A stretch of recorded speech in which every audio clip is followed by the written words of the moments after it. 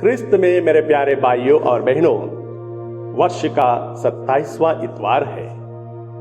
आज के पहले पाठ में हम लोग पढ़ते हैं, प्रभु को न्याय की आशा थी और भ्रष्टाचार दिखाई दिया। उसे धार्मिकता की आशा थी और अधर्म के कारण हाहाकार सुनाई पड़ा। बहुत बार पाप हमें ईश्वर से दूर ले जाता है, तब हम ईश्वर को धीरे धीरे भूल जाते हैं और उनको नहीं पहचानते हैं। हमारे जिंदगी में धीरे धीरे अहंकार आ जाता है और जीवन नरक की ओर चल पड़ती है। यह है आज का पहला पाठ और आज के सुसमाचार का सारांश। प्यारे भाइयों और बहनों, आज इस वचन हम लोगों से कहता है कि हम फलदार और वफादार बने। Be fruitful and be faithful. Johnny अपने पापा मम्मी का एकलौता बेटा था और वो उनका लाडला था। घर में हर कोई उसे बहुत प्यार करते थे। पापा मम्मी, चाचा चाची, दादा नानी, हर कोई उसे बहुत पसंद करते थे। देखने में जॉनी बहुत क्यूट था, इसलिए घर के हर एक सदस्य उसे मेरा लड्डू कह के बुलाते थे। जॉनी पढ़ाई में भी अव्वल था और क्रिकेट मैच, फुटबॉल मैच खेला करता था। म्यूजिक में भी वो हमेशा गिटार बजाने के लिए आगे बढ़ता था। जैसे जैसे जॉनी अपने पढ़ाई में आगे बढ़ता गया, करीब 18 साल के उम्र में जॉनी को यह पता ही नहीं चला कि किस प्रकार वो धीरे धीरे गलत रास्ते पे जा चुका था। घर परिवार वाले भी समझ नहीं पाए थे कि कैसे जॉनी अपनी जिंदगी में बुरे व्यवहार को ले आया है। दारू पीना, नशा करना, लड़कियों के साथ फ्लर्ट करना, पोर्नोग्राफी देखना, लड़ाई झगड़ा करना। घर वाले उसे रोक नहीं पा रहे थे। एक दिन अचानक जॉनी घर से निकल पड़ता है, वापस नहीं आता है। घर में हर कोई उदास हो जाते हैं, दुखी हो जाते हैं। मां हर रोज रोने लगती है। 4 साल तक जॉनी का कोई अता पता नहीं था। घर वाले उसे हर जगह ढूंढते रहे, फिर भी उन्हें सफलता नहीं मिली। एक दिन जॉनी सबके सामने प्रस्तुत होता है, घर वापस आता है। फिर से आनंद, फिर से उल्लास। 1-2 महीने जॉनी घर में ही रहता है, सबसे माफी मांगता है, अच्छा इंसान बनने का वादा करता है। घर वालों को ऐसा लगा कि जॉनी अभी एक नई शुरुआत करने वाला है, जिंदगी आगे बढ़ाने वाला है।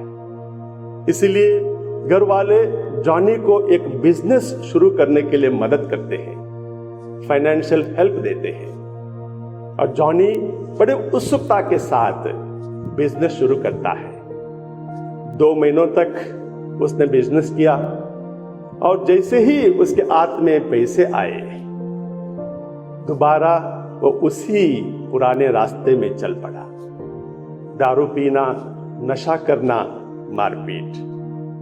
प्यारे भाइयों और बहनों, कितनी बार, जी हां, कितनी बार घर में माँ बाप अपने बच्चों से यह सवाल पूछते रहते हैं जो आज के पहले पाठ में ईश्वर नबी ईसायास के द्वारा पूछते हैं।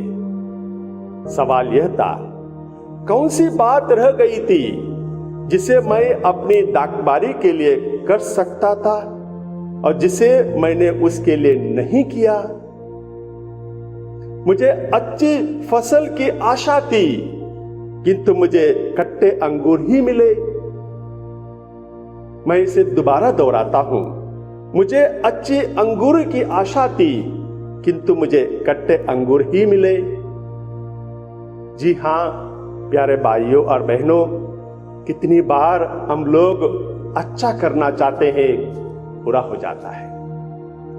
अच्छा इंसान बनकर आगे बढ़ना चाहते हैं, बुरे में ही फंस जाते हैं। जीवन में बहुत बार स्पेशल फेवर्स मिलने के बाद भी अच्छा इंसान बनकर रहना कोई भी गारंटी नहीं है। हम हर एक को पर्सनल रिस्पॉन्सिबिलिटी लेना पड़ेगा, उसके लिए कोई भी सब्स्टिट्यूट नहीं है।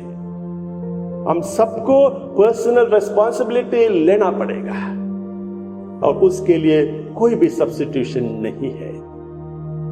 जी हां प्यारे भाइयों और बहनों, आज के सुसमाचार में हम लोग पढ़ते हैं, जमींदार ने दागबारी लगवाई, पट्टे पे असामियों को दिया, और जब फसल उगने लगी और उसे अपना हिस्सा पाने के लिए, कुछ वसूली करने के लिए नौकरों को उनके पास भेजा, तो असामियों ने उन्हें ठुकरा दिया। किसी को मारा, किसी को पीटा, किसी को गालियां दी, किसी को दागबारी से बाहर निकाल दिया, मार डाला। कितनी बार प्यारे भाइयों और बहनों, ईश्वर हम लोगों को बहुत कुछ देता है, ठीक उसी प्रकार जैसे दागबारी को उस मालिक ने, जमींदार ने दिया था।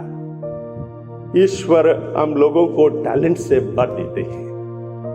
हमारे पास हमारे परिवार है, संपत्ति है, घर वाले हैं, हमारा नौकरी है, हमारे खास दोस्त हैं। कि हम ईश्वर के सानिध्य में बैठकर कुछ देर के लिए धन्यवाद देते हैं? क्या कुछ देर के लिए ईश्वर के सानिध्य में बैठकर इन सारे चीजों को दोबारा ईश्वर के चरणों तले समर्पित करते हैं?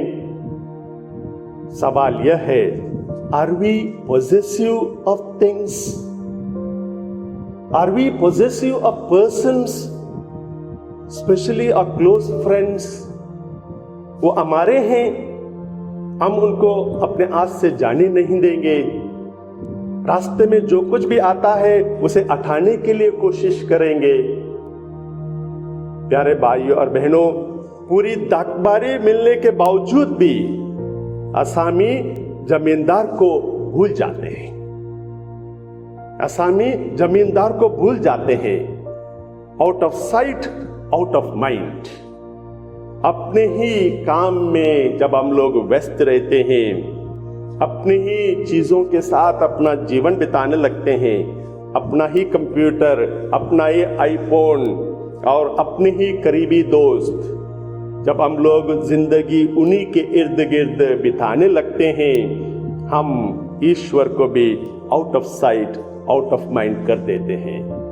धीरे धीरे हम लोग डेली प्रेयर को दरकिनार कर देते हैं, कम कर देते हैं। बाइबल पढ़ना पसंद नहीं करते हैं, वहीं पड़ा रहता है। रोजरी माला विनती के लिए समय नहीं मिलता है। शायद आज के सुसमाचार के दौरान हमें यह ध्यान रखना होगा कि हमें अपना पापमय जिंदगी को थोड़ा सा त्यागना होगा, प्रभु के पास वापस लौट आना होगा। क्योंकि आज अगर हम लोग कुछ हैं, जो भी हमें मिला है वो ईश्वर का वरदान है। जब हम लोग अपना जिंदगी में थोड़ा सा प्रेयर करते हुए, ईश्वर के रास्ते पर चलते हुए आगे बढ़ेंगे, तो ईश्वर जरूर हमें स्वर्ग राज्य प्रदान करेंगे। आमीन।